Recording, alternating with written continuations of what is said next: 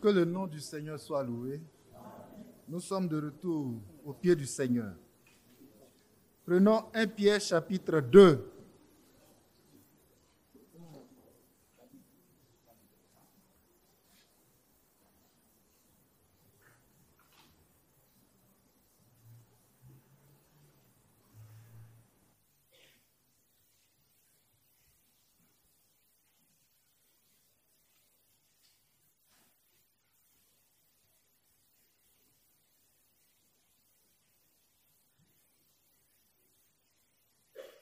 On va lire à partir du verset 1. À partir du verset 1.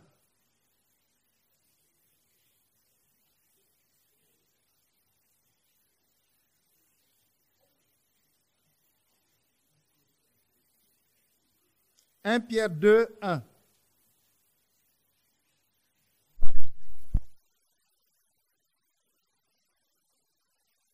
Toute malice,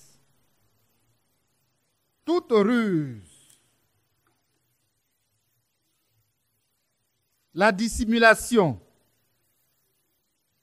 l'envie et toute médisance, désirez comme des enfants nouveau-nés le lait spirituel et pur, afin que par lui vous croissiez pour le salut.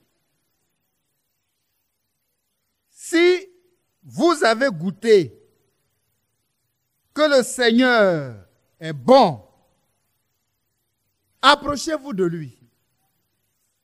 Pierre vivante, rejetée par les hommes, mais choisie et précieuse devant Dieu. Et vous-même, comme des pierres vivantes, édifiez-vous pour former une maison spirituelle, un saint sacerdoce, afin d'offrir des victimes spirituelles agréables à Dieu par Jésus-Christ. Alléluia. Que Dieu bénisse sa parole. Si vous avez goûté que le Seigneur est bon, effectivement, nous avons goûté que le Seigneur est bon. Alors la recommandation de sa parole est formelle. Approchez-vous de lui. Approchez-vous de lui. Approchez-vous de lui. Pierre vivante, rejetée par les hommes, mais choisie et précieuse devant Dieu. Que son nom soit loué. Frères et sœurs, il est temps pour nous de nous approcher du Seigneur. C'est ce qui nous reste. C'est ce qui nous reste. Parce que c'est en s'approchant du Seigneur que nous pouvons expérimenter la puissance de Dieu, que nous pouvons expérimenter la parole de Dieu. Depuis le début déjà, on voit Zacharie. Zacharie a fait une expérience. On voit Marie. Marie a fait une expérience. Mais ce n'est pas la même approche. Ce n'est pas la même approche. L'expérience de Zacharie, l'expérience de Marie, quand on met cela côte à côte, nous sommes instruits et nous comprenons c'est de quelle manière on doit s'approcher du Seigneur. Que Dieu nous aide. On ne s'approche pas n'importe comment, comme on veut. Il a dit ici, pierre vivante. Pierre vivante. Choisie et précieuse devant Dieu. Mais si tu ne t'approches pas de lui, tu ne seras pas accompli.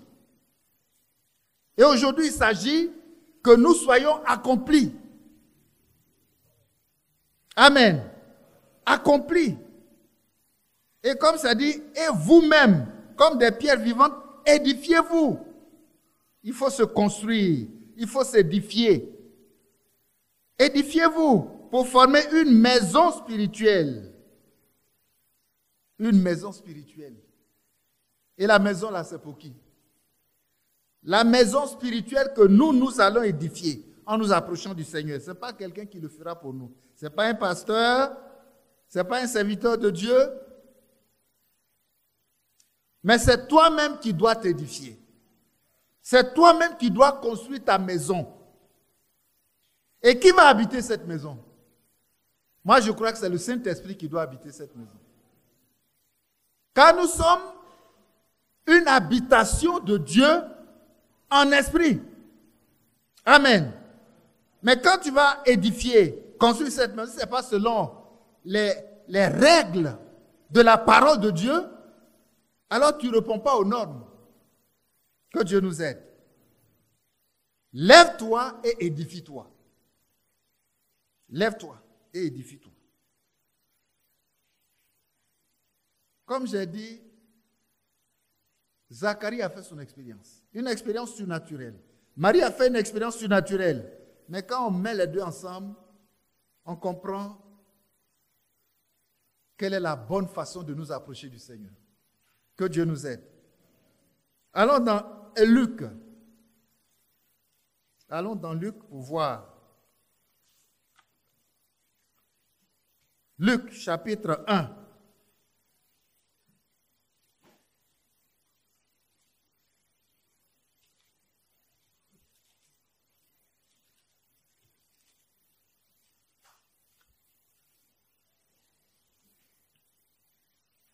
Nous allons lire. Verset 5. Du temps d'Hérode, roi de Judée, il y avait un sacrificateur nommé Zacharie, de la classe d'Abia. Sa femme était d'entre les filles d'Aaron et s'appelait Élisabeth. Tous deux étaient justes devant Dieu, observant d'une manière irréprochable tous les commandements et toutes les ordonnances du Seigneur. Ils n'avaient point d'enfants parce qu'Élisabeth était stérile. Et ils étaient l'un et l'autre avancés en âge. Or, pendant qu'il s'acquittait de ses fonctions devant Dieu, selon le tour de sa classe, il fut appelé par le sort, d'après la règle du sacerdoce, à entrer dans le temple du Seigneur pour offrir le parfum. Toute la multitude du peuple était dehors en prière à l'heure du parfum.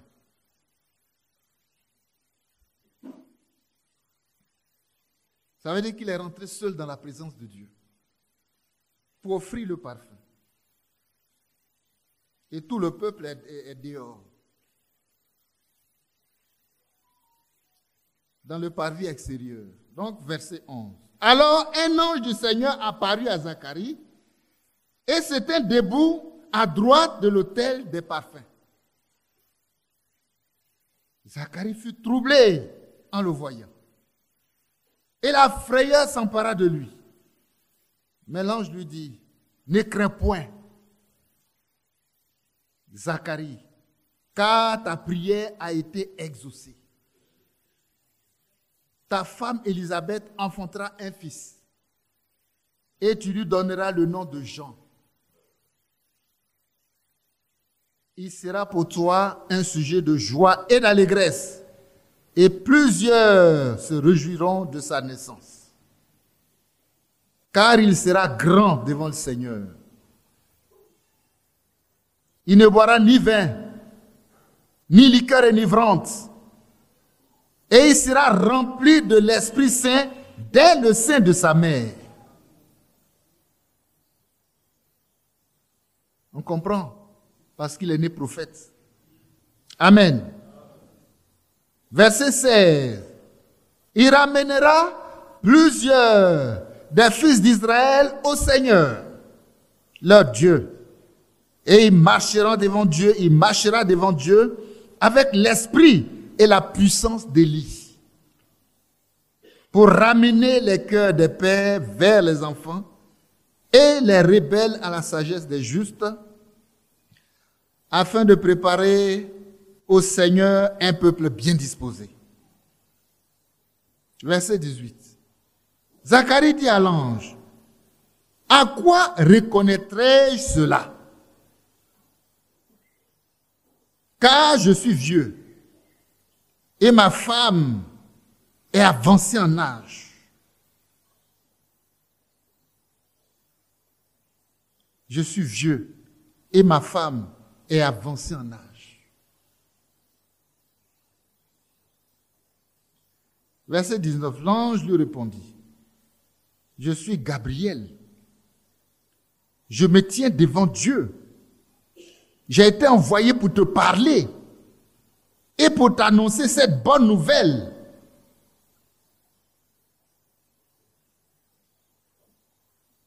On peut déjà s'arrêter là un peu. Pour dire juste 2 mots. Est-ce que l'ange Gabriel, au verset 19, était encore obligé de se présenter? Puisque il s'est déjà présenté. Zacharie était seul dans la présence de Dieu pour offrir les parfums. Et voici, un ange lui est apparu. Il a eu tellement peur, mais il a dit, ne crains point. Alléluia. Ne crains point. Car ta prière a été exaucée. Amen. Ta femme Élisabeth enfantera un fils. Tu lui donneras le nom de Jean. Des choses tellement précises. L'ange a fini de parler. Et ce que Zacharie trouve à dire, c'est que, mais comment ça va se passer? Comment c'est possible même? Parce que je suis vieux. Ma femme est vieille, âgée, avancée en âge. L'ange lui répondit, mais je suis Gabriel. Je me tiens devant Dieu. Amen. Un ange qui se tient devant Dieu, qui annonce la parole de Dieu, rien ne peut s'opposer à l'accomplissement de la parole de Dieu. Rien. Mais Zacharie a été incrédule. Ce n'est pas le moment d'évoquer que je suis vieux, ma femme est vieille. C'est comme ce que tu dis là, la faisabilité est presque nulle. Que Dieu ait pitié de nous. Il dit non, attends, je suis quand même. Voyez, je suis Gabriel et je me tiens devant Dieu. Amen. Mais quand un ange se tient devant Dieu, la parole qu'il annonce est irrévocable.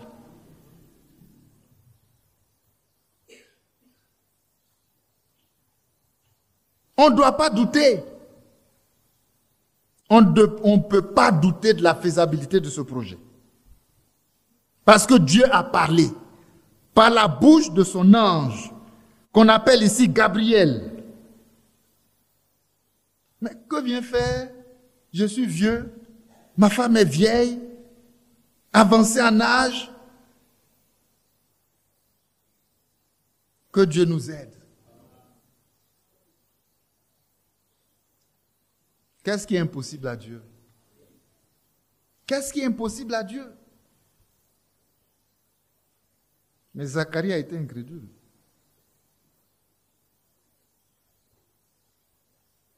Cet homme-là, dont la parole a rendu un très beau témoignage, lui et sa femme, ils craignent Dieu, ils sont fidèles, justes, ils observent de manière irréprochable les commandements de Dieu.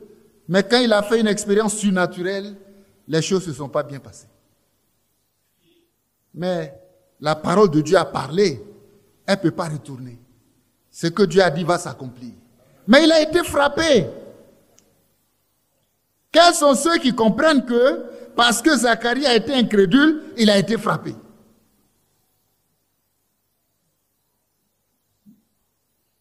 Il dit, et voici, tu seras muet. Tu seras muet. Voilà ton châtiment. Pour avoir mis en doute la parole de Dieu. Tu ne pourras tu ne pourras parler jusqu'au jour où ces choses arriveront. Tu vas voir l'accomplissement. Parce que tu n'as pas cru à mes paroles. Parce que tu n'as pas cru. Parce que tu n'as pas cru. D'un côté, parce que tu n'as pas cru. Tu n'as pas cru à mes paroles qui s'accompliront en leur temps. Amen. Oh, ces paroles vont s'accomplir certainement. Il a été frappé. Frères et sœurs, craignons l'Éternel. Que la crainte de Dieu soit dans nos cœurs. C'est une chose avec laquelle on ne doit pas jouer, c'est la parole de Dieu. On ne doit pas plaisanter avec la parole de Dieu. On ne doit pas la tourner à gauche ou à droite. On doit la prendre telle qu'elle a été donnée. Zacharie a été incrédule. Que Dieu nous garde l'incrédulité. Et il a été frappé. Voyez, c'est du tic au tac. Hein? Il dit, mais Zacharie, je suis quand même l'ange Gabriel. Et je m'étais dans la présence de Dieu. Que vient faire le fait que tu es vieux, ta femme est avancée en âge? Ça vient chercher quoi ici? Ce que Dieu a dit là, ça va s'accomplir certainement.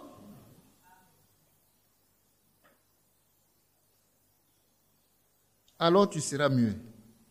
Tu ne pourras parler jusqu'au jour où ces choses arriveront. Parce que tu n'as pas cru. Aujourd'hui, qu'il n'apparaisse pas que nous n'avons pas cru. Parce que quand tu ne crois pas, les choses ne peuvent pas avancer pour toi. Que Dieu nous aide. Muet, il est sorti, il a commencé à... On dit, mais qu'est-ce qui s'est passé là-bas? Qu'est-ce qui s'est passé là-bas? Verset 22 dit, quand il sortit, il ne put leur parler. Et il comprit qu'il avait eu une vision dans le temple. Il leur faisait des signes. Et il resta muet. Lorsque ses jours de service furent écoulés, il s'en alla chez lui. Toujours muet. Verset 24. Quelque temps après, Élisabeth, sa femme, devint enceinte. Alléluia. Sa vieille là, qui a avancé en âge là. Je vous apprends qu'elle est enceinte. Elle est enceinte parce que Dieu l'a dit. Ce que Dieu dit s'accomplit toujours. Frères et sœurs, croyons. Parce qu'à nous aussi, la parole de Dieu s'est adressée. Comment nous nous comportons? La parole de Dieu s'est adressée à nous aussi. Comment nous nous comportons? La vieille femme est tombée enceinte. Elle s'est cachée pendant 5 mois. Ça va durer combien de temps encore? Ils vont se moquer de moi et dire, ah, la vieille là aussi, elle a quel problème? Elle n'a pas de problème. C'est Dieu qui est en train de faire son œuvre. Disons, c'est la grâce que le Seigneur m'a faite. Quand il a jeté ses yeux sur moi pour ôter mon opprobre parmi les hommes. Au 6e mois,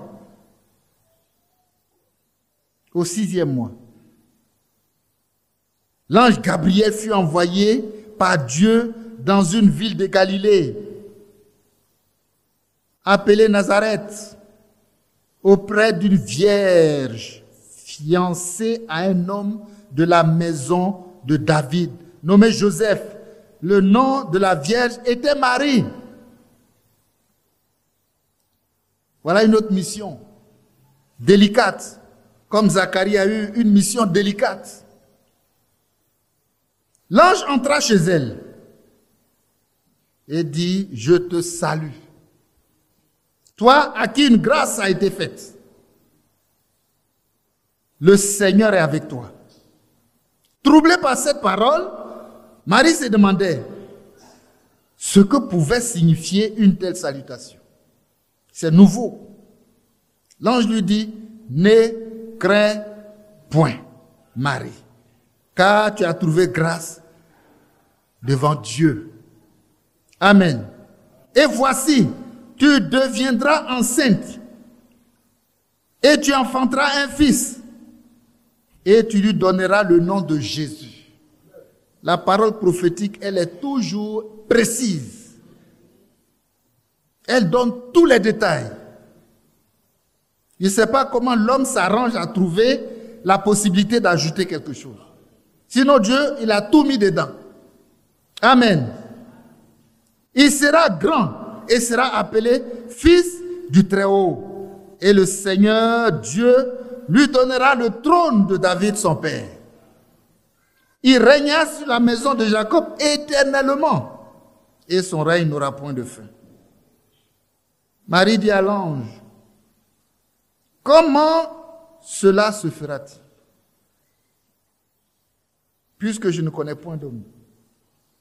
L'ange lui répondit, le Saint-Esprit viendra sur toi. Il faut encore une petite explication. Et la puissance du Très-Haut te couvrira de son ombre. C'est pourquoi le saint enfant qui naîtra de toi sera appelé Fils de Dieu. Voici Élisabeth, ta parente, a conçu, elle aussi, un fils en sa vieillesse. Et celle qui était appelée stérile est dans son 6e mois. Car rien n'est impossible à Dieu. Alléluia. Rien n'est impossible à Dieu. Verset 38, Marie dit, je suis la servante du Seigneur. Qu'il me soit fait selon ta parole. Et l'ange la quitta. Amen. Qu'il me soit fait selon ta parole. Frères et sœurs, c'est tellement merveilleux de voir que cette femme, elle a tout simplement cru. Elle ne sait pas comment ça va se passer, je suis vierge. Mais quand l'ange a expliqué que c'est le Saint-Esprit qui viendra mettre cet enfant dans ton sein, elle a cru. Elle n'a jamais entendu dire que c'est, voyez, quelque chose de ce genre s'est passé avant elle. Mais ça ne se passera plus. Ni avant, ni après. Elle est la seule. La réponse de Marie prouve son engagement total. Je suis la servante du Seigneur. Qu'il me soit fait selon ta parole. Et l'ange la quitta. Amen. Et l'ange la quitta. Il a cru. Elle a cru. Qu'il me soit fait selon ta parole. Combien sont capables de le dire aujourd'hui? Qu'il me soit fait selon la parole de Dieu. Combien? Mais ce que l'ange a dit qu'elle a cru, c'est accompli. Elle n'a jamais connu d'homme. Mais un enfant a été créé dans son sein par le Saint-Esprit. Et elle a accouché. C'est ces deux approches-là que je veux qu'on examine. Que tu puisses dire, Seigneur, je suis à toi. Je t'appartiens. Elle dit, je suis la servante du Seigneur. Ce que ta parole a dit là, que cette parole s'accomplisse. Ce que la parole a dit, que cette parole s'accomplisse pour moi. Et tu es dans l'attente. Et tu es dans l'attente. Et parce que tu as cru, la parole de Dieu s'accomplira. Comprenons vraiment. La foi est un élément essentiel dans la vie du croyant. D'un côté, l'ange dit, parce que tu n'as pas cru, il a été frappé. Ici, elle a cru qu'il me soit fait selon ta parole. L'ange est parti. La foi. La foi. Je pense que le vrai fondement de la foi, pour nous, et aujourd'hui, c'est le message qui va nous amener sur le fondement, le vrai fondement. Le vrai fondement. Le vrai fondement, quand on regarde, c'est pas n'importe quoi. C'est pas l'église qui est un fondement. C'est pas ce que les hommes sont. C'est pas ce que les hommes disent. Le fondement là de notre foi, frères et sœurs, c'est pas l'homme. C'est pas l'homme du tout. L'homme n'a rien à voir. Qu'il soit prophète, qu'il soit pasteur, qu'il soit ce que vous voulez, il ne peut pas être le fondement de ma foi. Le vrai fondement. Comme Paul a dit, j'ai posé le fondement comme un sage architecte. Mais gare à celui qui vient bâtir dessus. Si tu bâtis avec du chaume, avec n'importe quel, matériau, ton œuvre sera révélée. Et la maison finale qui va sortir là, si ce n'est pas conforme à la parole de Dieu, le Saint-Esprit ne viendra pas. Mais crions à Dieu qu'il me soit fait selon ta parole. Il faut que la parole de Dieu s'accomplisse en chacun de nous. Oui, oui. Et le message veut fonder ma foi. On va regarder, on va fouiller, aller à gauche, aller à droite, le fondement là. Allons lire. Allons lire. Éphésiens chapitre 3.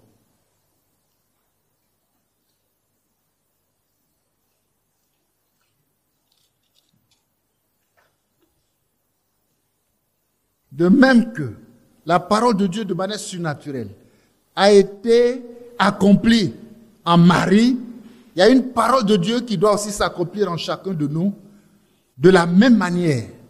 Mais si nous n'avons pas cru, certainement que les choses n'iront pas comme nous voulons. Chapitre 3. Éphésiens chapitre 3.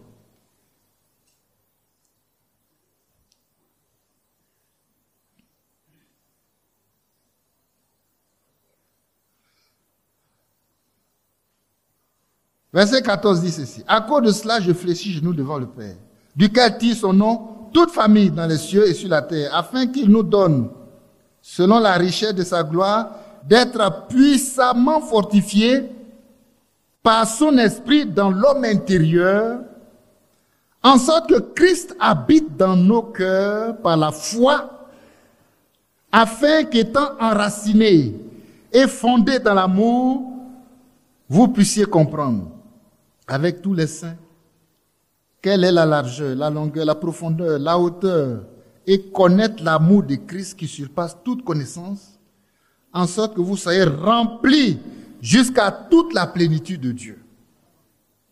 Amen. Nous lirons encore. Nous lirons encore Colossiens, chapitre 2.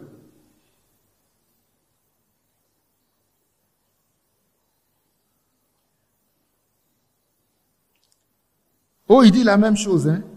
Étant enraciné et fondé en lui et affermi par la foi, d'après les instructions qui nous ont été données, et abondé en actions de grâce.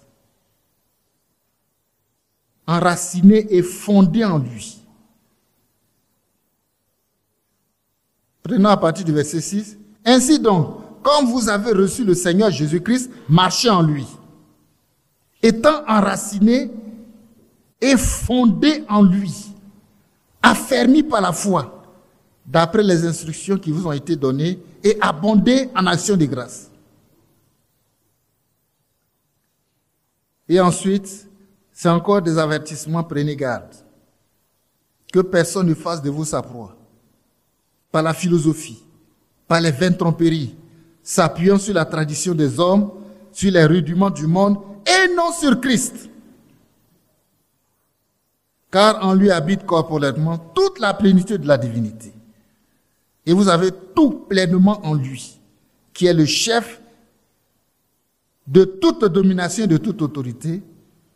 Et c'est en lui que vous avez été circoncis, d'une circoncision que le monde n'a pas faite, que la main de l'homme n'a pas faite, mais de la circoncision de Christ, qui consiste dans le dépouillement du corps de la chair, ayant été enseveli avec lui par le baptême.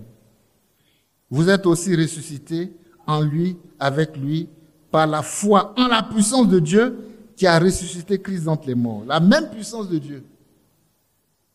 Ce matin, on en parlait. Christ mort, enterré, ressuscité. La puissance de Dieu qui a fait sortir Christ du tombeau, là, c'est la même puissance qui doit nous ressusciter. Vous qui étiez morts par vos offenses et par l'incirconcision de votre chair, il vous a rendu à la vie avec lui. Et nous faisant grâce pour toutes nos offenses. Il a effacé l'acte dont les ordonnances nous condamnaient et qui jugeaient contre nous, et il a détruit en le clouant à la croix. Il a dépouillé les dominations et les autorités et les a livrées publiquement en spectacle, en triomphant d'elles par la croix. Que personne donc ne vous juge au sujet du manger ou du boire, ou au sujet d'une fête, d'une nouvelle lune ou d'un sabbat. Il dit, c'est l'ombre des choses à venir, mais le corps est Christ. Amen. Le corps est Christ. Oh, c'est merveilleux pour nous de comprendre que ta foi doit être fondée, enracinée quelque part. Ce n'est pas dans une doctrine. Est-ce que nous comprenons? Ce n'est pas dans un homme. Mais le vrai fondement dans lequel ma foi doit être fondée, enracinée. Verset 7 dit, étant enraciné et fondé où? En lui.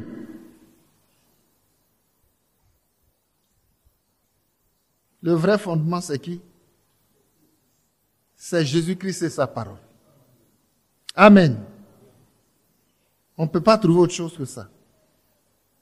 Et le but du message, c'est de fonder notre foi, nous planter, nous enraciner dans le vrai fondement qui est Christ et sa parole. Point. Quand tu es planté là où il faut, que Dieu soit loué, quand tu as trouvé le vrai fondement, l'édification de la statue parfaite là, ça va devenir naturellement. C'est pas la force d'un homme, c'est pas ta force. Tu es planté en Christ, tu dois croître. Parce que tes racines, vous voyez, c'est un peu l'arbre. Quand l'arbre est planté dans le sol, les racines, vous voyez, vont s'enfoncer, aller jusqu'à atteindre le point d'eau. Et quand il tire l'eau, c'est pour nourrir la plante. Quand il tire les éléments minéraux, c'est pour nourrir la plante. Mais si toi, ta racine a trouvé Christ, manifester en toi. Naturellement. Pas par la force de quelqu'un. C'est pourquoi crions à Dieu. Il faut que moi, ma foi trouve le vrai fondement. Oui, oui. Et ce n'est pas Christ n'importe quoi. C'est Christ dans la révélation. Connaître Christ. Il dit connaître Christ. Connaître Christ dans la révélation. Reçois Christ dans la révélation. Expérimente Christ dans la révélation. Vous savez, il y a un passage qui le dit bien. Maintenant là, nous ne connaissons pas Christ de cette façon. On l'avait cru, on l'avait connu d'une façon, mais maintenant là, nous ne le connaissons pas de la même façon. Ça veut dire qu'on peut le connaître de deux façons. Mais la façon qui compte, c'est Christ dans la révélation. Point. C'est 2 Corinthiens chapitre 5. Et nous allons lire pour avancer un peu dans cette approche.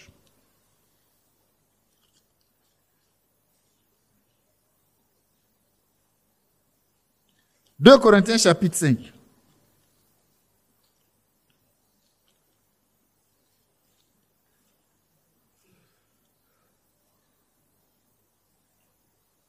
2 Corinthiens chapitre 5.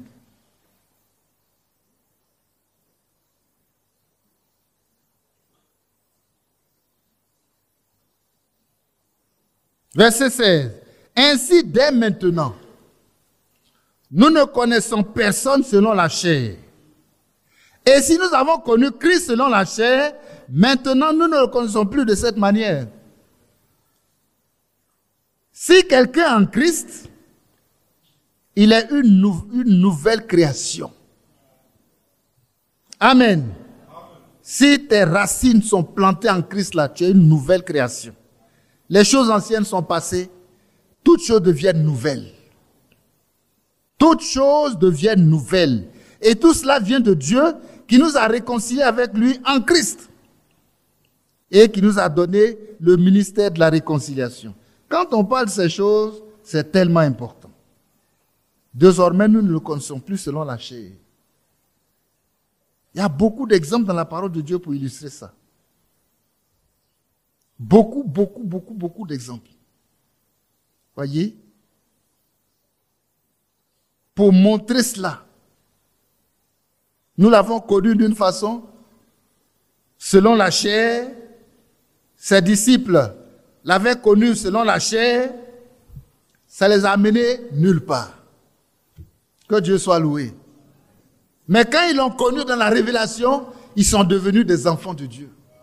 Remplis du Saint-Esprit, voyez, et ils pouvaient dire maintenant nous sommes des enfants de Dieu.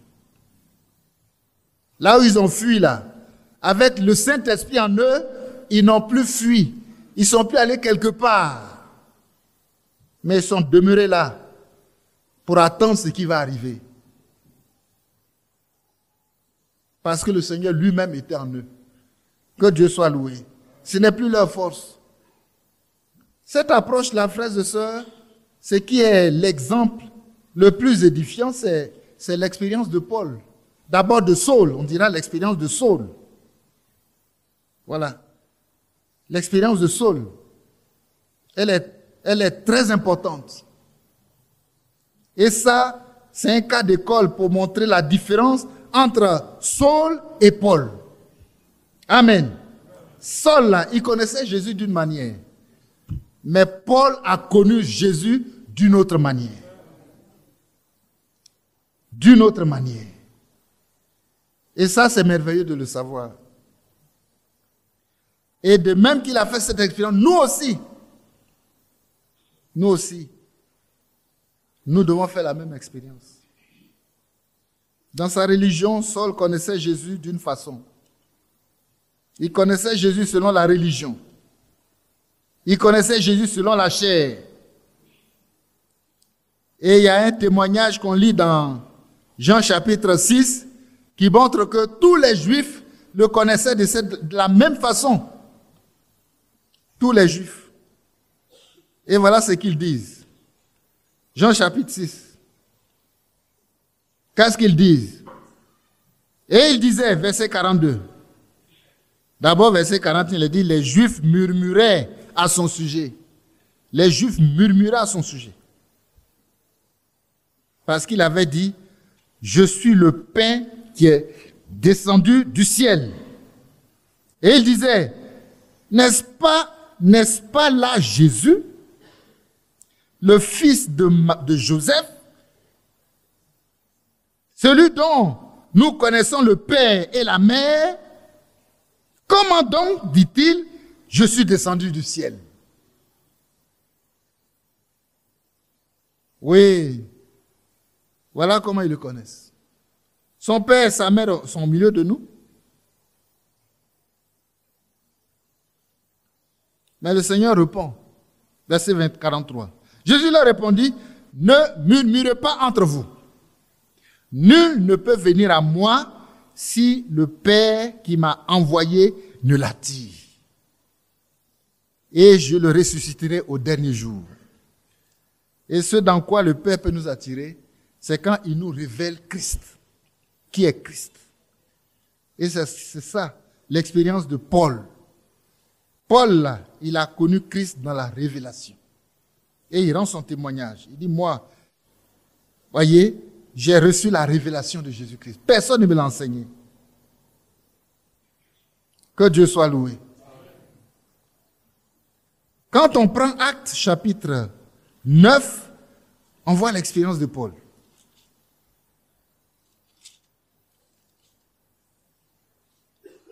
Au verset 3.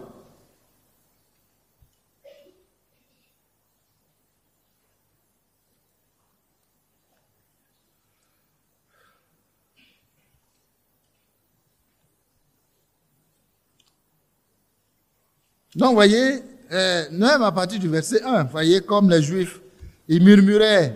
Il dit, mais qui est celui-là? Il se prend pour qui? Il dit qu'il est descendu du ciel. Il est le pain de vie. Voilà. On le connaît par la chair. On connaît son père, on connaît sa mère. Mais lui-même, il répond, il dit, qui est mon père? Qui est ma mère? Que Dieu soit loué. C'est pas le côté charnel qui compte. C'est le côté spirituel. Esprit. Voyez, il est esprit et vie. Il est esprit et vie. Qui est mon père? Qui est ma mère? Voyez? Alors, de cette manière de voir Christ là, il le regardait comme leur ennemi. Et Paul, dans Acte 9, cependant, Saul respirait encore la menace et le meurtre contre les disciples du Seigneur. Se rendit chez le souverain sacrificateur et lui demanda des lettres pour les synagogues de Damas, afin que, s'il trouvait des partisans de la nouvelle doctrine, hommes ou femmes, il les amena liés à Jérusalem. Voilà sa mission. C'est une mission religieuse pour aller combattre Christ et son Église. Oh! Comme il était en chemin, verset 3, et qu'il approchait de Damas, tout à coup, une lumière venant du ciel resplendit autour de lui. Il tomba par terre et il entendit une voix qui lui disait, « Saul, Saul, pourquoi me persécutes-tu » Il répondit, « Qui es-tu, Seigneur » Et le Seigneur dit, « Je suis Jésus que tu persécutes. Il te sera dur de régimber contre les aiguillons. » Tremblant et saisi d'effroi, il dit, « Seigneur, que veux-tu que je fasse » Et le Seigneur lui dit, « Lève-toi, entre dans la ville et on te dira ce que tu dois faire. » Les hommes qui l'accompagnaient demeurèrent stupéfaits. Ils entendaient bien la voix, mais ils ne voyaient personne. Saul se releva de terre et quoique ses yeux fussent ouverts, il ne voyait rien. Et on le prit par la main et on le conduisit à Damas. Il resta 3 jours sans voir et il ne mangea ni bu. Il ne mangea ni ne but. Or, il y avait à Damas un disciple nommé Ananias. Le Seigneur lui dit dans une vision, Ananias, il répondit, « Me voici, Seigneur. » Et le Seigneur lui dit, « Lève-toi, va dans la rue qu'on appelle à droite et cherche dans la maison de Judas un nommé Saul de Tarse, car il prie et il a vu en vision un homme du nom d'Ananias qui entrait et qui lui imposait les mains afin qu'il reçoive, il recouvra la vue. » Il a eu cette vision-là et il attend. Ananias répondit, « Seigneur, j'ai appris de plusieurs personnes tous les maux que cet homme a fait à tes saints dans Jérusalem. Et il a ici des pouvoirs de la part des principaux sacrificateurs pour lier tous ceux qui invoquent ton nom. » Mais le Seigneur lui dit, « Va, car cet homme est instrument que j'ai choisi Cet homme est un instrument que j'ai choisi pour porter mon nom devant les nations, devant les rois, devant les fils d'Israël. Et je lui montrerai tout ce qu'il doit souffrir pour mon nom. Alléluia. Alléluia. Voilà. Ananias sortit, verset 17. Et lorsqu'il fut arrivé dans la maison, il imposa les mains à Saul en disant, Saul, mon frère, le Seigneur Jésus, qui t'est apparu sur le chemin par lequel tu venais, m'a envoyé pour que tu recouvres la vue et que tu sois rempli du Saint-Esprit. Au même instant, il tomba de ses yeux comme des écailles et il recouvra la vue. Il s'éleva et fut baptisé. Et après qu'il eut pris de la nourriture, son problème est résolu. Alléluia. Les forces lui revinrent. Saul resta quelques jours avec les disciples qui étaient à Damas. Et aussitôt, il prêcha dans les synagogues que Jésus est le Fils de Dieu. Alléluia. Alléluia. Voilà, il n'est plus Saul. Ce n'est plus le Saul de Tarse que nous connaissons. Mais il est devenu Paul. Parce que désormais, il prêche Jésus-Christ. Il prêche Jésus-Christ. Et Jésus-Christ crucifié. Jésus-Christ, le Fils de Dieu. Il a reçu personnellement la révélation. C'est une lumière qui l'a frappé. Et qui lui a parlé. Pourquoi me persécutes-tu? Saul, Saul, pourquoi me persécutes-tu? Il dit, mais cette voix-là. Il dit, mais qui es-tu, Seigneur, que je persécute? Je suis Jésus. La lumière lui dit, je suis Jésus. Amen. Je suis Jésus. Je suis Jésus que tu persécutes. Au même instant, voyez, il a compris que c'est lui, Jésus là, c'est lui qui est le Seigneur. Désormais, il le connaît plus selon la chair. Hein. Maintenant, il a connu selon la chair, il a combattu. Mais maintenant, il le connaît selon l'Esprit, selon la révélation du Saint-Esprit. Il a reçu Christ dans la révélation. Voilà la différence. Les religieux le connaissent selon la chair. D'une certaine manière, selon leur doctrine. Lui-même a demandé à ses disciples, qui dit-on que je suis? Ah, il y en a qui disent que tu es le prophète. Il y en a qui disent que tu es un docteur venu de Dieu. Ainsi de suite. Oui, c'est ce qu'ils disent. Et chacun a bâti son église et sa doctrine sur ça, comme fondement. Mais vous, qui dites-vous que je suis? Silence. Mais la révélation est venue à un, qui est Pierre. Et il a dit, tu es le Christ. Amen. Le Fils du Dieu vivant. Il a dit, non, ce n'est pas la chair ou le sang qui t'ont révélé ces choses-là. Pour recevoir la révélation de Christ, ce n'est pas la chair et le sang. Mais c'est mon Seigneur, mon Père qui est dans les cieux, qui te l'a révélé. Et pour cela, tu es Pierre. La pierre là, c'est une pierre vivante. Amen. Et sur cette pierre, je bâtirai mon église. Et cette pierre, ce n'est pas Paul. L'Église catholique dit que c'est Paul. La pierre. Mais pour nous, la pierre, c'est la révélation de Jésus-Christ. Et c'est là-dessus que l'église de Jésus-Christ est bâtie. Tant que tu n'as pas la révélation de Jésus-Christ, tu ne peux pas rentrer dedans. Parce que tu ne connais même pas le baptême. À plus forte raison, tu ne connais pas le baptême d'eau, à plus forte raison, le baptême du Saint-Esprit. Mais que le Seigneur nous aide. Ce qui fait le problème aujourd'hui, au milieu de nous, c'est ça. Beaucoup n'ont pas la révélation de Jésus-Christ. Beaucoup s'attachent à la lettre. Mais la lettre tue. C'est l'esprit qui vivifie. Et quand tu l'as connu, oh, tu as en même temps la révélation de ce que tu dois faire pour lui être agréable. Pas selon l'homme, mais selon l'esprit. Amen. Oui, oui. Et c'est important pour nous de le savoir. Je tiens ici une brochure. Le temps est le signe de l'union. Le temps est le signe de l'union.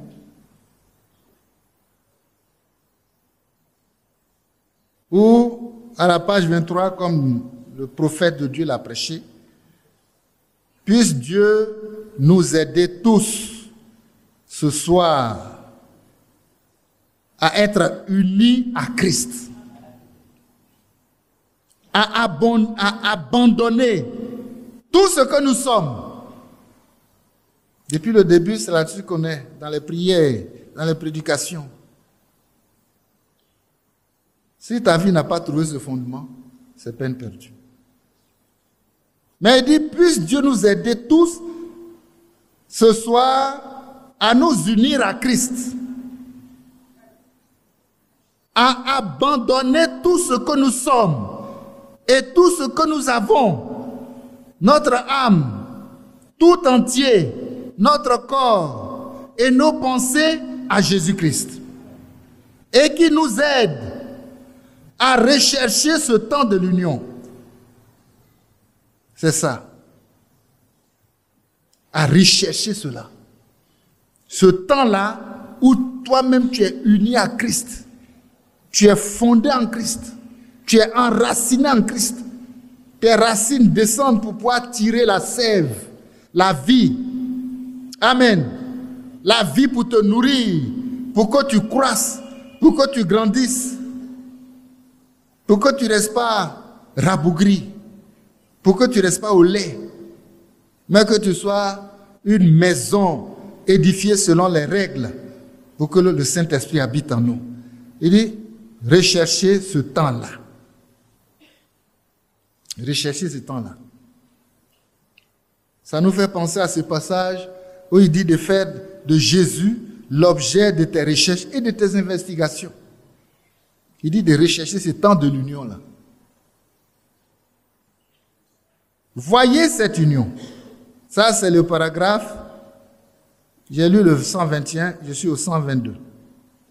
À la page 23. Voyez cette union.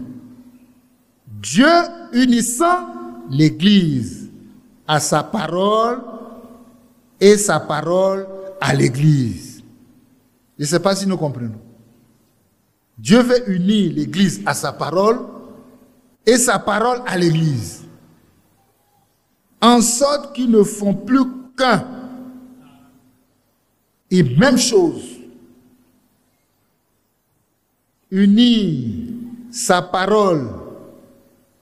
Unir l'Église à sa parole et sa parole à l'Église, en sorte qu'ils ne font plus qu'un et même chose. Vous direz une parole et elle s'accomplira. Amen. Quand cette union-là, elle est faite, ta parole devient le ainsi dit le Seigneur. Et lui s'est tenu là. Il dit, il n'y aura ni pluie ni rosée, sinon à ma parole. Ce n'est pas sa parole, mais c'est la parole de Dieu. Mais puisqu'il est uni, intégré, complètement lié, un avec la parole, avec Dieu, ce qui sort de la bouche devient la parole de Dieu. Et cela s'est accompli parfaitement. Pendant 3 ans et demi, il n'a pas plu.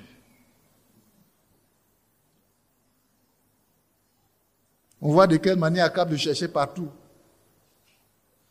Voyez, mais Dieu l'a caché quelque part. Donc, quand je reviens ici, il y a une union qui doit se faire. Est-ce que l'homme peut intervenir dans ça? L'homme n'a pas sa place. Il n'y a pas d'intermédiaire. Vous direz une parole et elle s'accomplira. Comme le prophète pouvait dire une parole et cette parole s'accomplit. Et ça dit, rien ne pourra faire obstacle à nos prières à ce moment-là. Quand l'union est faite là, rien ne pourra faire obstacle à nos prières. Donc ce que nous devons rechercher cette union. Et j'ai souligné. Rechercher cette union. Recherchons cette union. Ne restons pas là comme le magicien, au nom de Jésus que Paul prêche. Je dois prier au nom de Jésus que moi je connais. Je l'ai connu. Je suis lié à lui. Je suis uni avec lui. Si je vis, ce n'est plus moi qui vis. C'est Christ qui vit en moi. Que Dieu nous aide. C'est au nom de ce Jésus-là que je dois prier. Alors parce que je suis uni à lui, ma parole devient sa parole. Ce que je déclare, il approuve, il valide et il accomplit. Au nom de Jésus que Paul prêche. Le diable connaît Jésus. Et je connais Jésus, je connais Paul, mais toi, qui es-tu?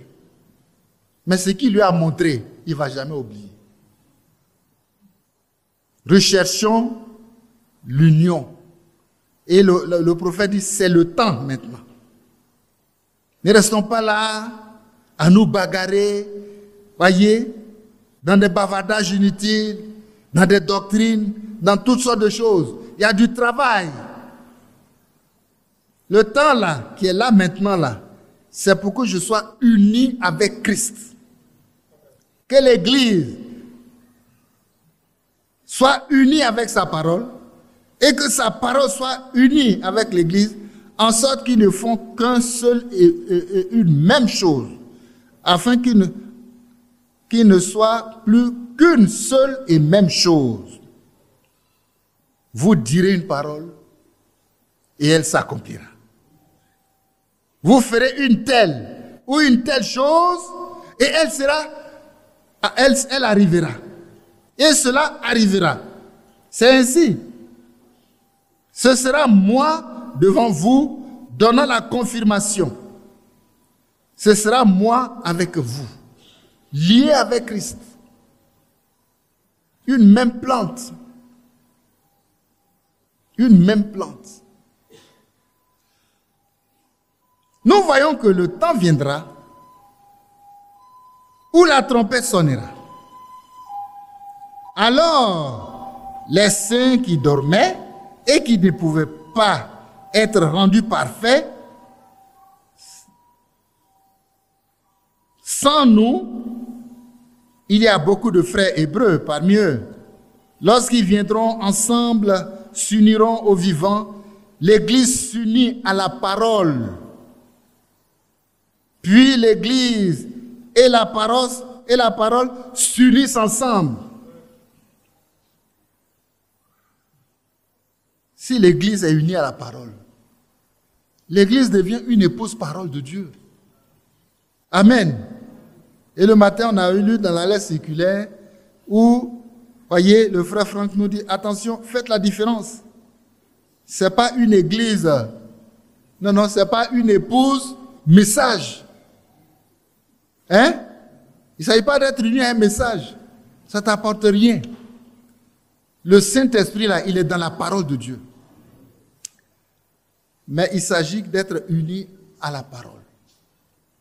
Pour que la parole devienne vie en nous, vie en moi, par le Saint-Esprit. La parole devient vie en toi, par le Saint-Esprit.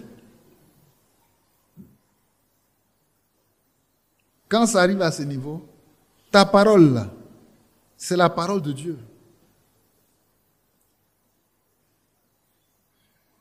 Les saints qui étaient morts s'unissent aux saints qui sont vivants afin d'être un, puis tous vont ensemble de l'autre côté s'unir à Christ pour le souper des noces de l'agneau.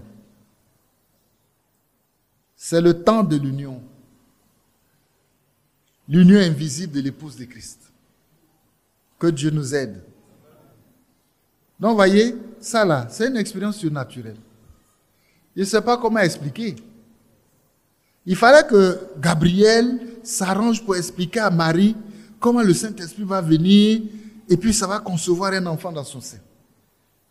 Et quand elle a compris ça, elle dit, oh, je suis la servante du Saint. Qu'il me soit fait selon ta parole. Mais l'union invisible de l'épouse de Christ, c'est le Saint-Esprit qui va nous révéler ça.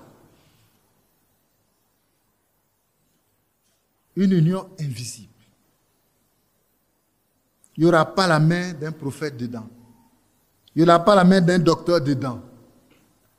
Il n'y aura pas un intermédiaire. Franck n'ira pas plaider pour quelqu'un. Puisqu'il est occupé à plaider pour lui-même. Que Dieu nous aide. C'est le temps de l'union. Les signes se manifestent partout. Les signes sont dans les nations, dans le communisme, dans le monde occidental, dans le Conseil mondial des églises. Et le signe est ici ce soir, dans la fonction du Saint-Esprit. Et la parole de Dieu le confirme et fait que c'est la vérité. Et lui-même, il dit Amen. C'est un temps d'union.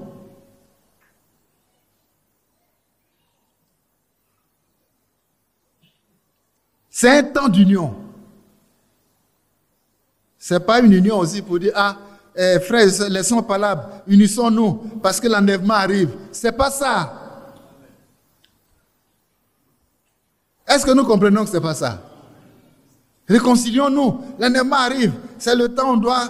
Non, il faut être unis à Christ. Nous voyons le signe et le temps de l'union. Nous voyons le signe et le temps de l'union. Et il dit, inclinons nos têtes.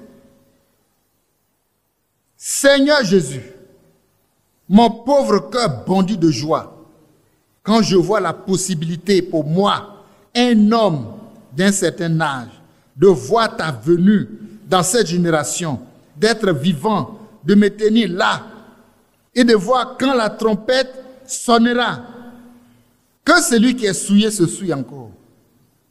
Et que le juste pratique encore la justice. Et que celui qui est saint se sanctifie encore.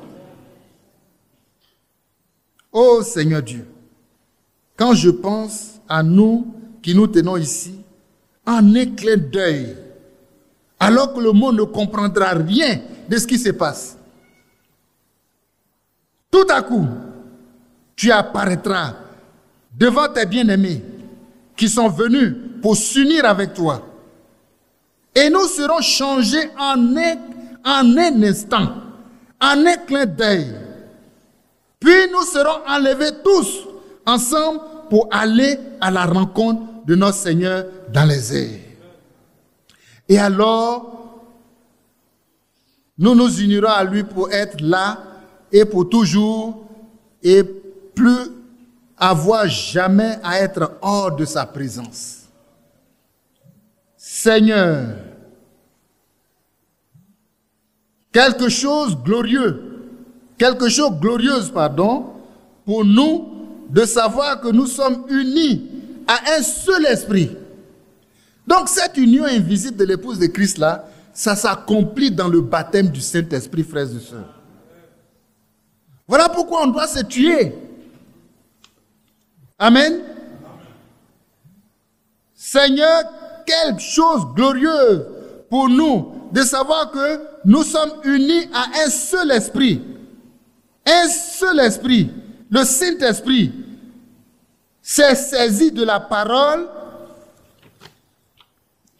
et vient en nous. Quelle chose glorieuse et quel privilège de pouvoir nous détacher du monde et nous unir à Jésus-Christ. Pensez qu'un jour, nous nous assirons à la table de souper des noces de l'agneau dans une forme physique, dans un corps semblable à son corps glorieux, et que là, nous serons unis à lui par les liens du mariage, que nous vivrons comme une épouse avec son époux tout au long des âges à venir, tout au long d'une éternité sans fin. Alléluia. Alléluia. Oh, quelle belle prière. Quand il a situé le caractère surnaturel de cette union, il a continué la prédication en priant. Parce que ça là, si ce n'est pas Dieu qui peut faire ça. Maintenant, toi qui es dans ce besoin-là, qui réalise que c'est le temps de l'union, si tu ne tombes pas à genoux au pied du Seigneur, comment cette union peut se faire? Il n'y a pas un autre moyen. Seigneur notre Dieu. Seigneur notre Dieu. Que pour les gens, ce ne soit pas simplement une pensée mythologique, mais que cela puisse devenir quelque chose de tellement réel que cela leur donne une grande faim et une grande soif. Amen. Et que lorsqu'ils lisent leurs journaux ou qu'ils écoutent à la radio, ils voient que le temps de l'union est là, les signes sont là, la lumière clignote. Seigneur notre Dieu, nous avons montré ce que feraient les femmes dans les derniers jours, ce que l'Église ferait dans les derniers jours. Voyez? L'Église qui n'a pas connu Christ dans la révélation, qui le connaît dans la chair, et ils traitent les choses selon la chair. Quand ils vont au pied du Seigneur, là, c'est pour demander les choses de la chair. Donne-nous la prospérité, donne-nous la richesse, donne-nous ceci, donne-nous cela. Et ils leur donnent, ils reçoivent. Mais nous voulons l'esprit pour aller au ciel. Que Dieu nous aide. Il dit, tu nous as fait prêcher tout ça. C'est dans le message. Ces derniers jours. Ce que seraient les âges de l'Église. Ça a été prêché. Ça est dans le message. Les sceaux, ainsi que toutes les autres choses. Nous avons vu ce qui s'est passé au temps de Noé. Nous avons vu ce qui s'est passé au temps de Sodome et Lot, lorsque l'ange de Dieu se révéla dans une chair humaine, mangea de la chair d'un veau, but du lait d'une vache et mangea du pain. Puis, s'étonnant là, il put dire ce qui se passait derrière lui. Jésus a dit que cela se passerait de même lors de la venue de notre Seigneur, lors de la venue du Fils de l'homme. Seigneur notre Dieu, nous avons vu la pyramide de notre édification. Vous connaissez ça, non? La statue de l'homme parfait. Hein? La foi, la vertu, ainsi de suite, jusqu'à l'amour fraternel, et après l'amour fraternel, l'amour. On a vu tout ça, en théorie. Mais il faut que ça soit réalisé en nous. La maison qui doit être édifiée là, c'est ça. C'est la statue de l'homme parfait. Seigneur notre Dieu, nous avons vu la pyramide de notre édification. Nous l'avons représentée et vu ces choses s'ajouter les uns aux autres. Il disait, quand tu n'as pas bien placé la foi, il ne faut pas ajouter l'autre. Que Dieu nous aide. C'est ça, non? Oui, ça, le message, en théorie, développe toutes ces choses. Il y a un frère qui peut s'arrêter là, fait la pyramide tout de suite, met tous les éléments dedans. Mais est-ce que ça, là, ça y est en lui? Que Dieu nous donne l'union invisible de l'épouse de Christ. Représenter et vu ces choses s'ajouter l'une aux autres, nous voyons maintenant que nous sommes au temps de la fin. Nous attendons, nous sommes au temps de la fin et nous attendons notre tête, la pierre de fête. Gloire à Dieu. Seigneur, nous te prions de réveiller les gens rapidement et de nous rassembler tous ensemble dans l'amour divin, le respect de Jésus-Christ, le respect les uns des autres. S'il y a quelqu'un ici ce soir qui n'a pas cette espérance en lui, qui lève la main vers Dieu en disant, Seigneur Dieu, unis-moi à toi, unis-moi à toi, unis-moi à toi. Oh oui, chers frères, les nations se désagrègent. Israël se réveille. Regardez ce qui se passe avec Israël. Ils s'unissent. Israël se rassemble de tous les points du monde. Ils sont venus et maintenant, ils sont une nation. Ils sont une nation unie. Ils ont leur drapeau, ils ont leur monnaie, leur armée, etc. Si jamais Israël a été uni, c'est maintenant. Israël s'unit, Rome s'unit, l'Église s'unit, le Conseil mondial des Églises. Et eux tous, ils font leur union. Et l'épouse aussi s'unit à Christ. Et il met Amen. Amen. Les unions se font autour de nous. Ça ne nous concerne pas. Notre seule union, c'est avec Christ. C'est avec Christ. L'union invisible de l'épouse de Christ. Amen. Cette glorieuse union va bientôt se réaliser. Qu'est-ce que c'est? Tout se dirige vers ce signe. D'une importance capitale. Le signe de Jésus et de son épouse qui s'unissent pour n'être plus que un. Ô Dieu notre Père, veuille nous accorder ces bénédictions que je demande pour ces gens et puissions-nous être unis à toi dans notre cœur et notre esprit, tandis que ces gens lèvent la main parce qu'ils désirent cela. Seigneur Dieu, purifie-nous et fais de nous les tiens. Accorde-le nous, Seigneur. Tout ce que nous savons et pouvons faire, c'est demander. Tu as dit que ce que nous demanderions avec foi, nous le recevons. Seigneur, je te prie au nom du Seigneur Jésus-Christ. Que Dieu soit loué. Amen. Amen.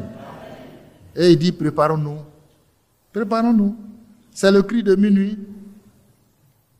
Il retentira à l'heure où vous n'y penserez pas. Il y aura un cri, mais pas comme le monde des incrédules sera, voyez, ce sera un secret. Mais vous les croyants, qui regardez ces choses, vous ces étoiles, qui vous mettez en ligne, comprenez-vous qu'est-ce que cela donne exactement comme un commencement? Vous voyez où nous en sommes, les signes se rapprochent. Amen. Les signes se rapprochent. Les signes se rapprochent. Que Dieu bénisse sa parole. C'est le temps de l'union. Et ce Jésus-là, c'est à lui que nous devons être unis par le Saint-Esprit. Voilà. Celui qui recherche aujourd'hui l'expérience du Saint-Esprit, il rentre dans cette union-là par le Saint-Esprit. Une union invisible de l'épouse de Christ. Un avec Christ. Un avec sa parole. Alors il nous appelle épouse parole de Dieu. Mais un avec le message, le Seigneur ne connaît pas. Épouse message, le Seigneur ne connaît pas. Cette union-là, elle est surnaturelle. Elle est invisible. Le monde ne verra rien dedans. Comment toi tu as fait, et puis l'Esprit est rentré en toi, le monde n'a rien vu. Même ton frère qui est à côté de toi, il ne sait pas comment les choses se sont passées. C'est ton expérience personnelle. Et c'est de cette façon que le jour où le Seigneur apparaîtra dans les airs, l'Esprit qui est en toi là, fera que tes yeux s'ouvriront pour voir le Seigneur, pour entendre l'appel, pour lever la tête. Il dit, levez la tête car votre délivrance est proche. Amen. Levez la tête car votre délivrance est proche. C'est ce qui nous reste. Oh, l'enlèvement, ce n'est pas pour nous. Comprenez ce que je dis, hein? Il y en a qui se comportent comme si l'enlèvement, là, c'est leur programme. Ils ont fait le programme eux-mêmes. Eux-mêmes, ils ont mis même des gens qui seront enlevés. Il y en a qui ne seront pas enlevés. Ça n'ira pas quelque part. Celui à qui appartient l'épouse, c'est l'époux. Et l'époux là, il est un seulement. Et il a un nom. Il s'appelle Jésus-Christ. C'est lui qui tient les ficelles de l'enlèvement. C'est lui qui tient les secrets. Et pour que nous puissions rentrer dans le secret de cet époux-là, il faut que son esprit habite en nous. Oh, les faux plans que les gens font actuellement, voyez, celui qui ne fait pas les coups 3 fois par semaine ne sera pas enlevé. C'est vanité des vanités. Tout est vanité et poursuite du vent. Que Dieu nous donne de rentrer dans son union. Cette union sacrée. Cette union surnaturelle. Mais il faut que je rentre dedans. Le prophète a prêché jusqu'à m'arriver où c'est sérieux là. Il dit non, ça c'est pas une œuvre humaine. Il a commencé à prêcher en priant. Et il dit, qui veut cette union? Levez la main. Et il prie, et il prie. Nous voulons cette union. Nous voulons cette union. C'est pour cette union que nous sommes venus à ce rassemblement-là. Parce que plus rien ne compte. Il n'y a rien d'autre qu'on peut considérer comme pouvant dire, oh, ça c'est important. Ça, on veut ça, on veut ça. On ne veut pas deux choses. On ne veut pas trois choses. On veut une seule chose. Le Saint-Esprit en nous. Seigneur, ouvre-nous les écluses des cieux. Et fais descendre l'Esprit de Dieu sur tes enfants. Pour cela, il faut une préparation, voyez, à la base. Il faut trouver le vrai fondement. Il faut avoir la révélation de Jésus-Christ. Il faut être planté là où il faut. Amen. Il faut que l'édifice croisse. La maison de Dieu soit édifiée. Et quand c'est édifié comme lui-même, il a fait le plan. Il dit, regardez la statue, regardez l'édifice. Voyez. Quand c'est édifié comme il a fait lui-même le plan, avec la base qui est la foi. La foi là n'est pas posée n'importe où. Paul dit, j'ai posé le fondement. Mais nous, notre Paul qui a posé notre fondement aujourd'hui là, c'est William Marion Branham. Mais il n'a pas posé notre fondement. Hein.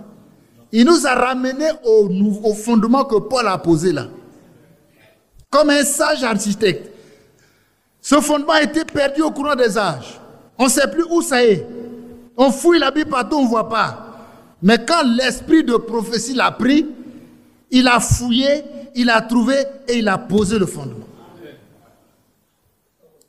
Pour que ma foi soit enracinée, plantée, enracinée, fondée en Christ. Pas n'importe quel Christ, pas le Christ de la religion, où on va chercher prospérité matérielle. Mais le vrai Christ, le salut de nos âmes, planté là pour être édifié comme une maison vivante. Voyez, quand une telle pierre est posée sur un tel fondement, tu deviens une pierre vivante. Et on peut bâtir la maison.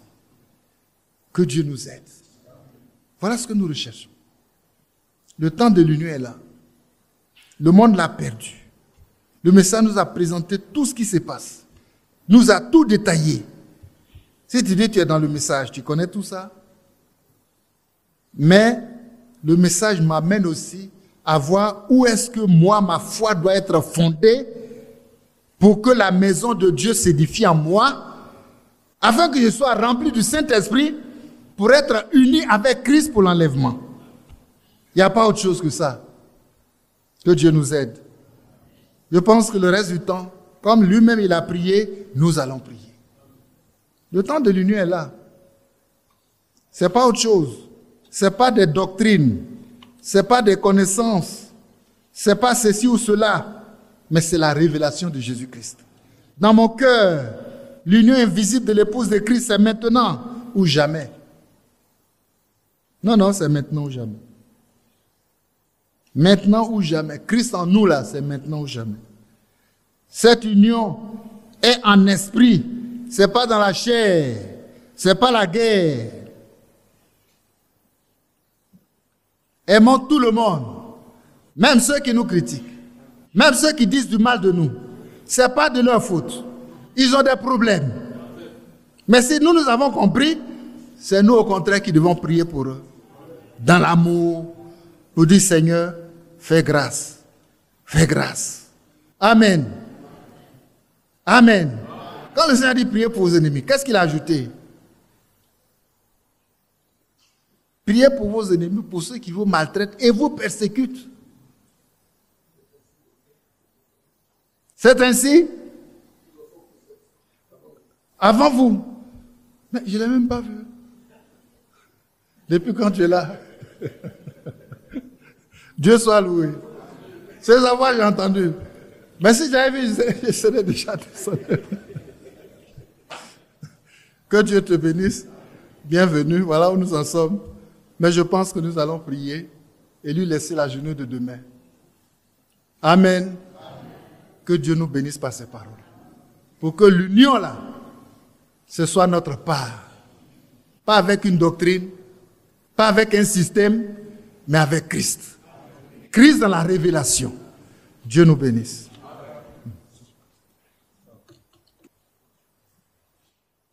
Avant son retour, nous le glorifions. C'est Jésus qui est le roi.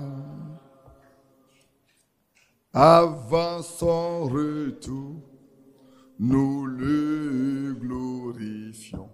C'est Jésus qui est le roi. Que tu veuilles, oui ou non, c'est lui qui est le roi. Que tu veuilles, oui ou non, c'est lui qui est le roi. Que tu veuilles, oui ou non, c'est lui qui est le roi. C'est Jésus qui régnera. Que tu veuilles, oui ou non, c'est lui qui est le roi. Que tu veuilles, oui ou non, c'est lui qui est le roi. Que tu veuilles, oui ou non, c'est lui qui est le roi. C'est Jésus qui régnera. Je pense que vous avez compris le chant, non? Quand il y a le roi, il doit y avoir la reine. Il n'y a pas un roi sans reine. S'il y a le roi, il faut que la reine soit là. Et la reine, c'est nous. Il nous prépare pour que nous soyons avec lui ce jour-là. C'est déjà vous avez parlé. Hein? Bien-aimés, que Dieu nous bénisse. Le temps est précieux. Nous avons la bonne part. Nous avons la bonne part. Hein? Oh, quelqu'un disait ceci. Ce que nous avons commencé depuis 2020, c'est maintenant qu'il y en a qui vont commencer ça maintenant. Ce que nous avons commencé depuis 2020 là, c'est maintenant qu'il y en a qui vont chercher à commencer maintenant. Mais quand tu commences, moi je suis déjà devant là-bas là. Entre toi et moi qui est devant, moi je suis déjà devant. Tu ne peux que copier ce que moi j'ai fait. C'est comme quand on avait mis Abidjan en ligne. Tout le monde entier dit, mais Badi, il a quel mandat pour mettre Abidjan en ligne? Tout le monde en ligne aujourd'hui. Hein? C'est pas ça? Il nous copie. C'est vrai. Je pense que peut-être Badou vous a parlé déjà de Malachie 4. Tu as lu ça déjà, non? Malachie 4.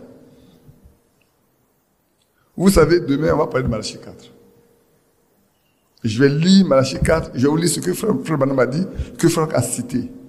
Pour que vous sachiez ce que fait Malachie 4 là. Chacun doit expérimenter Malachie 4. Si tu ne peux pas expérimenter Malachie 4, tu ne pourras pas aller dans l'enlèvement. Parce que Malachie 4 là, on ne voit qu'un aspect. Hein. On ne voit qu'un aspect. Que dit Malachie 4 là? Quand on va rentrer dedans, on va voir. Mais on va également voir l'attitude. Quelle attitude les gens aiment adopter? Il n'y a pas une convention qui a été très difficile à préparer, comme celle-là. Même trouver quelque chose à venir vous dire là. J'ai coupé des morceaux de papier partout ici, j'ai mis ça là. J'ai fait comme Badou. Vous avez vu, il a pris plein de papier en train de lire, non? Je l'ai imité. Mais Dieu prendra soin de nous. Notre prière, c'est qu'avant de quitter ici, Dieu nous fasse grâce. Ça, on ne dort pas là-dessus. Depuis longtemps, on ne dort pas. Que ce soit nous qui sommes en présentiel, comme on le dit, ou en distanciel, notre prière, que cette année-là, Dieu se souvient de nous. Que l'année ne passe pas. Peut-être même que cette convention-là ne parte pas, on ne rentre pas vide. On ne rentre pas vide. Que nos cœurs soupirent, frère, que nos cœurs soupirent, hein. Sœur, que nos cœurs soupirent. Si dans notre cœur là, c'est profondément ancré que nous voulons ça, le Seigneur voit. Il voit. Hein? Mais si dans nos cœurs là, il n'y a rien qui prouve qu'on veut, il ne va pas nous le donner. Mais si dans nos cœurs aujourd'hui on dit Seigneur, on a compris que sans cela là, l'amour n'existera pas. La foi n'existera pas. Tout ce qu'on a demandé, on ne va pas l'avoir. Il faut nous le donner. Frère, les apôtres ne pouvaient pas être témoins de Jésus sans le Saint-Esprit. Ils ne pouvaient pas être témoins de Jésus sans le Saint-Esprit. Ce n'est pas nous qui allons pouvoir être témoins de Jésus sans le Saint-Esprit. Ce n'est pas nous. Quelle que soit la connaissance que nous avons là, et puis d'abord notre connaissance, c'est quoi? C'est théorique. Sans le Saint-Esprit, il n'y a pas de révélation. Or, le message qu'on a reçu là, frère, on en parlera demain. Le message qu'on a reçu là, c'est le Saint-Esprit qui a donné ça. Si quelqu'un n'a pas le Saint-Esprit, il ne peut pas comprendre. Il peut lire. Il peut faire des résumés. Il peut faire des commentaires. Mais il n'y a pas de vie dedans. Il n'aura pas de vie. Pour qu'il ait la vie, il faut que celui qui vivifie soit là. Que Dieu vous bénisse. Amen.